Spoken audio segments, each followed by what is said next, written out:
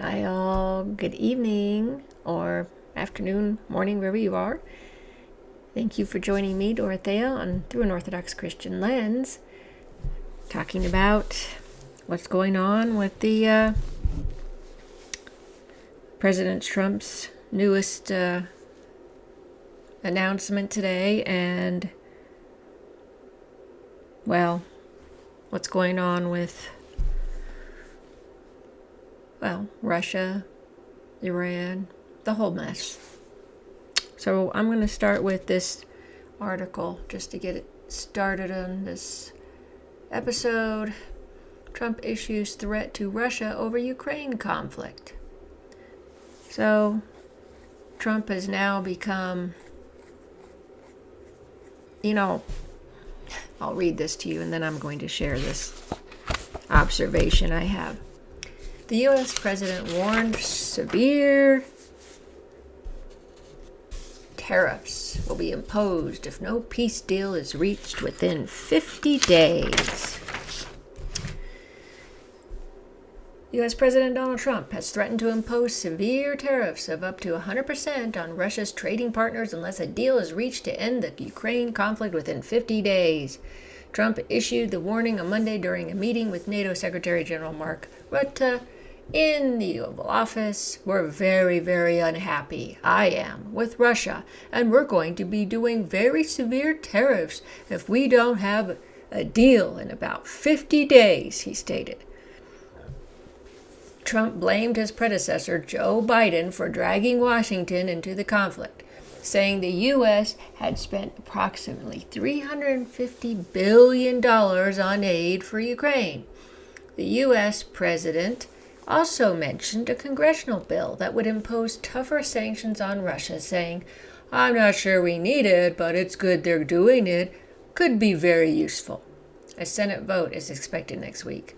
He noted that if there was no progress in Ukraine, slapping Russia with the secondary U.S. tariffs would not require congressional approval. Well, I'm sure Congress would have agreed anyway, but anyway. Secondary tariffs are sometimes introduced on countries that do business with a sanctioned country. Trump also announced that the U.S. would send weapons to Ukraine through NATO, which would handle both payment and distribution. By the way, the Kremlin has said they never stopped giving, as you'll see there. U.S. weapons supplies to Ukraine never stopped. We've made a deal today where we are going to be sending them weapons and they're going to be paying for them, he said. Russia has repeatedly denounced the West for supplying Ukraine with weapons, warning that this only serves to prolong the conflict and makes no impact on its outcome. The Russian stock market soared on Trump's remarks, with the main index jumping nearly 3%, according to the data from the Moscow exchange. I see. Okay. I don't know, but let me see. I don't know if you all noticed this, but do you see a similarity from when Trump was in office before as president? His attitude towards Putin and Russia and how it is now? Doesn't it seem about the same to you? When Trump came in 2017, I think it was, 16, 17, whatever, he was very friendly. He talked to Putin and was very friendly and respectful. Then there was that non-stop Russiagate hoax crap that went on and on and on. And eventually, not too long after that, he did a 180 turn and became belligerent, and I guess to prove to everybody he wasn't pro-Russian or a Russian asset or whatever, then he became even more hawk-like against Putin and Russia after that. It was ridiculous.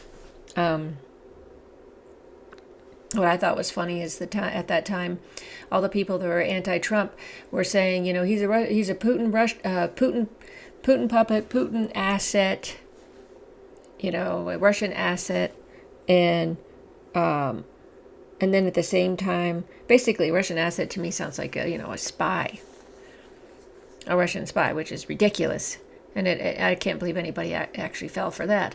And then they said, "Oh, he's just the dumbest person." Well, you can't be an imbecile and a spy at the same time. You'd have to have some kind of intelligence to do that, some kind of brain. You can't be dumb. In any case, I see the similarities from then to now. He's doing the same thing. He's becoming belligerent. He's becoming neoconish. He's going along with the neocons. I'm going to show this one little portion. I mean, the whole video is really good. Everything that Alistair Crook says on judging freedom is worth listening to, but I can't play the whole thing. It would be too long. So I'm just going to get to give you this one section. Just like to say, at the end of this is Sergei Ryabkov, who is the deputy foreign minister of Russia, and gave an interview to TASS in the last day or two. And he said on this, that all the aspects of the basis, the very starting blocks for normalization, haven't even begun. So what I'm talking about is, you remember that the United States seized the diplomatic premises of Russia, consulates and other buildings that belonged under the Vienna Treaty to Russia. None of them, there's been no progress on return. There's been no progress on, if you like, establishing flights between Russia and the United States. There's no progress even in nominating a US ambassador to Moscow. And he said on all of these, this is the first steps to our relationship with the United States, and nothing has happened. And I mean, so, what's going on? I think it's just the same thing as before, that it is thought by the Trump and his team that they can just trick, entice Putin into what I call an attritional cage by putting more weapons into Ukraine and trying to sort of wear him down till he's forced to accept a ceasefire which is against Russian interests, so that the war can be kept going, so that the war can continue for 10 years, 20 years, whatever it takes to weaken Russia and finally, they hope, break it up. But all of this is, this is just hype. I don't think it will happen. But what is the other, that's the only explanation. Why has not a single move been taken? Ryabkov is a very serious diplomat. I know him. And, he speaks actually in low key. He isn't dramatic. And he says, nothing is happening. So what if you're Putin and you're Russian, you assume, this is deliberate. They are not prepared to do anything to really make a relationship work. So what they are doing is simply trying to sort of coax Russia into giving up on its own interests so that America can count this as a great success. But I would like to return to Iran, because you mentioned Iran a little earlier. And I wanted to say that is also moving to a very serious point, because I think what is today, on the 15th, I think it's Tuesday, tomorrow, the WWIII are about to start the process for snapback of sanctions on Iran. They've said that. They formally said they're going to launch the process of snapback of sanctions. At the same time, the Europeans are telling Russia, and they're telling everyone, they want the IAEA to go back into Iran. Now, it's the IAEA, I don't know what to say. They're about as popular as a herd of skunks at the moment in Iran. I mean, they need massive protection. They are so unpopular. They're regarded as the authors of, the killings of their scientists and other things. But the combined thing is going to push Iran towards leaving the Nuclear Proliferation Treaty, the NPT. It's inevitable because they are not going to have the IEA coming back in that sort of free mode they had before. They can have certain, subject to the Security Council complete monitoring. But if there is an attempt to do snapback elections, which will then be mandatory for all UN member states to impose on Iran, I think you will see that. And what does that mean? It's going to trigger another round of war because Israel will say, look, they've cheated. They probably kept the uranium, enriched uranium. They probably still got it. And, we are committed to making sure that it doesn't reach a bomb. Actually, what the Israelis believe, genuinely believe, is that there's no way that they can guarantee that Iran will not get a bomb as things stand, even with inspections and technical means.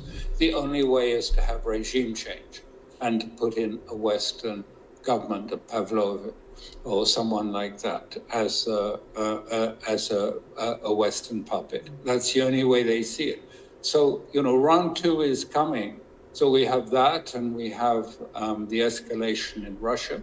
We have the wider escalation going on, not only in Syria, but also in Azerbaijan, which the West, NATO, and Britain particularly are heating up and using not only against Iran, but they're using this Caucasus state against Russia. The Russians are throwing out many Azerbaijanis because it's largely criminal groups in there who the Russians believe were possibly responsible for that spider's web attack on the strategic bombers, that they facilitated the positioning of equipment. These are really, there's been a long history of Azerbaijanis having criminal groups there. You're painting a picture as if we're on the precipice of World War III. I'm painting a picture that because of these three egregious mistakes, actually everything is heating up across the globe. It's heating up even in the environment of China too, where states are being very much pressed to join in a trade boycott of China. And China is not going to accept that. So everything is heating up everywhere at the same time.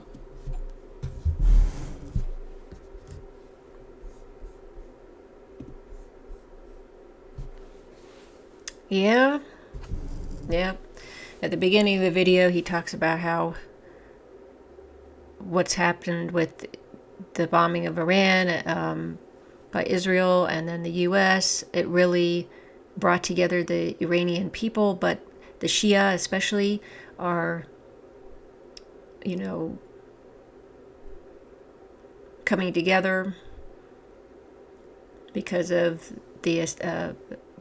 because there was attempted assassination of the supreme leader. They didn't like that. And then he said there's even some Sunnis that are going to be joining in. I think he said most of the Arab nations were not happy over what happened with what the Israelis and Americans did to Iran. And so anyway, as you see how he ended this, everything is heating up. So you have all these different countries, a lot of enmity, people getting angry with others. And I'm going to give you this now, this article. Germany becoming dangerous again, says the Kremlin. Berlin's forces are ready to take lethal action against Russian troops, German defense minister has said. Boy, what is really, really not a wise decision. Let's just say that. Germany is becoming dangerous again, Kremlin spokesman Dmitry Peskov said on Monday, responding to remarks by German Defense Minister Boris Pistorius, who proclaimed the readiness of the country's troops to kill Russian servicemen. I don't even know how many troops they have, the Germans. Speaking to RBK Business Daily, Peskov said it was hard to believe that Pistorius actually made such statements. But unfortunately, this is so, he said. Germany is becoming dangerous again. Pistorius made the warlike comments in an interview with the Financial Times published on Sunday, lauding the battle readiness of German troops and their resolve to take lethal action against Russian forces if necessary. If deterrence doesn't work and Russia attacks, is it going to happen? Yes, Pistorius said. But I would recommend that you simply go to Vilnius and talk to the representatives of the German brigade there. They know exactly what their job is. Any talk about peace can only be possible on equal terms and from a position of strength, Pistorius insisted. While Berlin has not been seeking to intimidate anyone, one should not think that we're weak or that we won't defend ourselves, he added. The purported Russian threat has long been one of the key talking points for various officials from NATO countries. Moscow has repeatedly dismissed speculation that Russia plans to attack the U.S.-led bloc as nonsense. Last month, Peskov suggested that the bloc merely needs a monster to justify its existence and ever-growing defense costs. They have made a monster out of Russia in order to justify the decision to increase NATO defense spending to 5% of GDP, the Kremlin spokesperson said. Yeah. So, I just don't see how this is intelligent on Germany's part at all. Last one I want to share with you, this particular one, article that came out today. The same guy that I read you one of his articles a few days back. Now he has this one up. World War III has already begun. In the West sides, Russia must be destroyed. That leaves us no choice. Many now speak of humanity's drift toward World War III, imagining events similar to those of the 20th century. But war evolves. It will not begin with a June 1941 Barbarossa-style invasion or a Cuban Missile Crisis-style nuclear standoff. In fact, the New World War is already underway. It's just that not everyone has recognized it yet. For Russia, the pre-war period ended in 2014. For China, it was 2017. For Iran, 2023. Since then, war, in its modern diffuse form, has intensified. This is not a new Cold War. Since 2022, the West campaign against Russia has grown more decisive. The risk of direct nuclear confrontation with NATO over the Ukraine conflict is rising. Donald Trump's return to the White House over the Ukraine conflict is rising. The risk of direct nuclear confrontation with NATO over the Ukraine conflict is rising. Donald Trump's return to the White House created a temporary window in which such a clash could be avoided. But by mid-2025, hawks in the U.S. and Western Europe had pushed us dangerously close again. Yep, we're back in the position that basically the Biden administration was in. Almost. This war involves the world's leading powers, the United States and its allies on one side, China and Russia on the other. It is global, not because of its scale, but because of the stakes, the future balance of power. The West sees the rise of China and the resurgence of Russia as existential threats. Its counteroffensive, economic and ideological, is meant to put a halt to that shift. It is a war of survival for the West, not just geopolitically, but ideologically. Western globalism, whether economic, political, or cultural, cannot tolerate alternative civilizational models. Post-national elites in the U.S. and Western Europe are committed to preserving their dominance. A diversity of world views, civilizational autonomy, and national sovereignty are seen not as options but as threats. This explains the severity of the West's response. When Joe Biden told Brazil's President Lula that he wanted to destroy Russia, he revealed the truth behind euphemisms like strategic defeat. Western-backed Israel has shown how total this doctrine is, first in Gaza, then Lebanon, and finally Iran. In early June, a similar strategy was used in attacks on Russian airfields. Reports suggest U.S. and British involvement in both cases. To Western planners, Russia, Iran, China, and North Korea are part of a single axis. That belief shapes military planning. Compromise is no longer part of the game. What we're seeing are not temporary crises, but rolling conflicts. Eastern Europe and the Middle East are the two current flashpoints. A third has long been identified, East Asia, particularly Taiwan. Russia is directly engaged in Ukraine, holds stakes in the Middle East, and may become involved in the Pacific. The war is no longer about occupation, but destabilization. The new strategy focuses on sowing internal disorder, economic sabotage, social unrest, and psychological attrition. The West's plan for Russia is not defeat on the battleground, but gradual internal collapse. Didn't they already try this and it didn't work? Okay, anyway. Its tactics are all-encompassing. Drone strikes target infrastructure and nuclear facilities. Political assassinations are no longer off limits. Journalists, negotiators, scientists, and even their families are being hunted. Residential neighborhoods, schools, and hospitals are not collateral damage. They are targets. This is total war. This is underpinned by dehumanization. Yes. Russians are portrayed not just as enemies, but as subhuman. Western societies are manipulated to accept this. Information control, censorship, and historical revisionism are used to justify the war. Those who question the dominant narrative are labeled traitors. Meanwhile, the West exploits the more open systems of its adversaries. After refusing to interfere in foreign politics for decades, Russia now finds itself on the defensive. But those days must end. As our enemies coordinate their attacks, we must disrupt their unity. The European Union is not a monolith. Hungary, Slovakia, and much of southern Europe are not eager for escalation. Their internal fractures must be widened. These internal fractures must be widened. Western strength lies in unity among its elites and their ideological control over their populations. But this unity is not invulnerable. The Trump administration presents tactical opportunities. His return has already reduced U.S. involvement in Ukraine. Yet Trumpism should not be romanticized. The American elite remains largely hostile to Russia. There will be no new détente.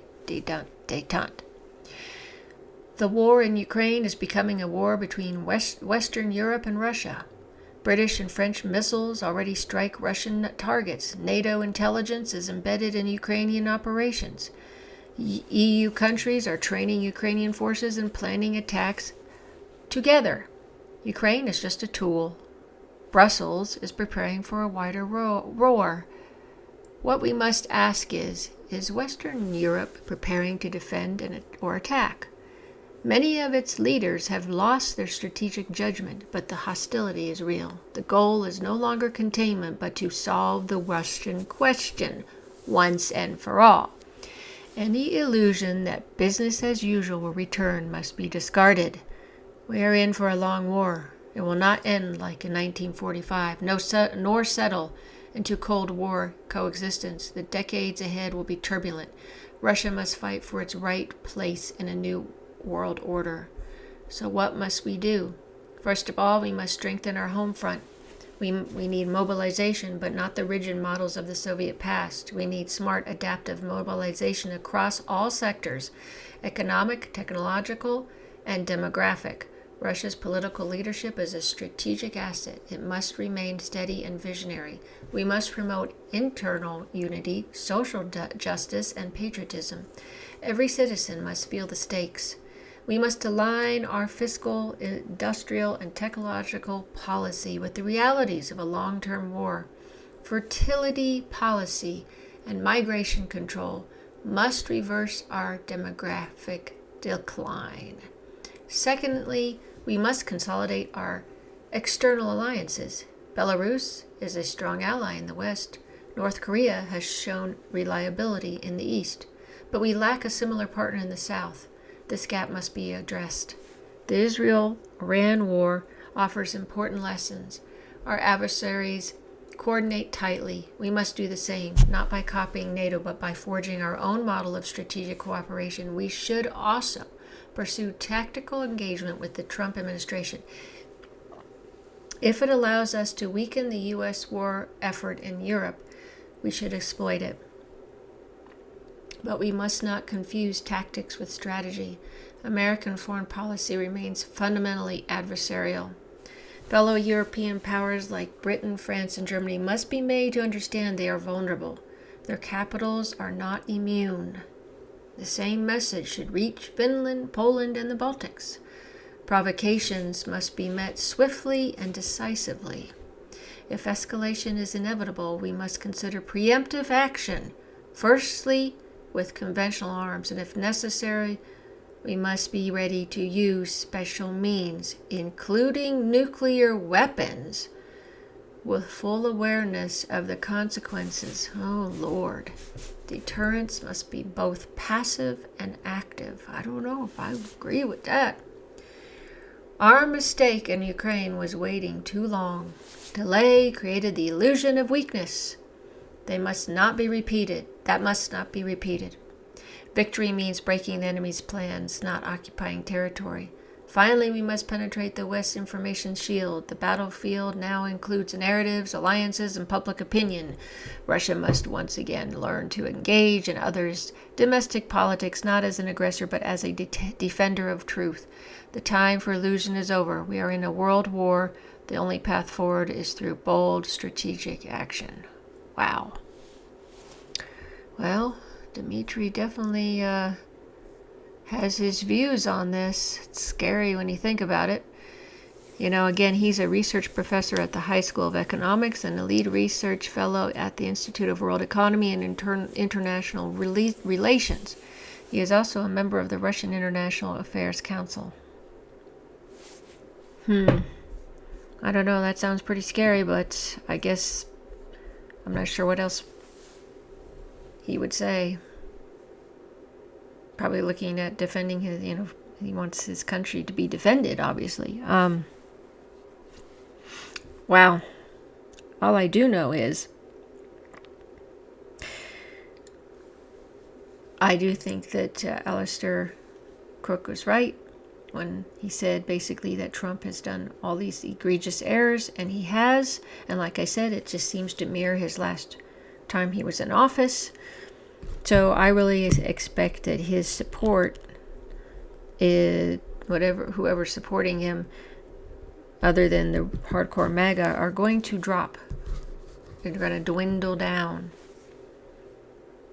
Because people didn't want this. They didn't want escalation. They didn't want more tensions and more marching towards World War III and really dangerous things. We had that in the fall of 2024. That was scary with Biden and his handlers. And, people wanted an end to all these wars, a peace, and couple that with the Epstein file mess and Trump's